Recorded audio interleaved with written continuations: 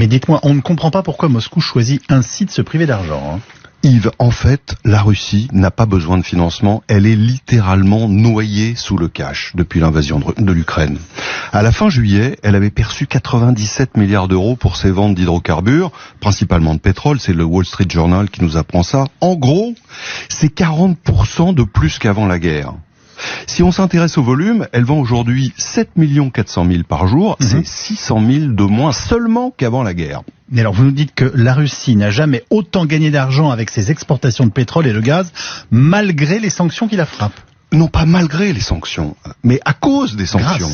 Grâce aux sanctions, qui ont fait monter les prix en déchaînant la spéculation des marchés. Un peu moins de volume à des prix beaucoup plus élevés, ça fait beaucoup plus d'argent. Mais alors donc on se serre la ceinture, on risque de connaître pénurie et rationnement pour rien, c'est ça?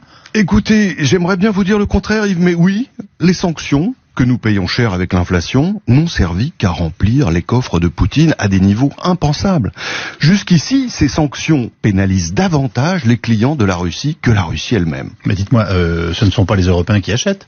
Détrompez-vous, selon des estimations du CREA, le Center for Research on Energy, les pays européens ont versé à Poutine plus de 86 milliards depuis le 24 février. C'était le début de l'invasion. L'Allemagne au premier chef.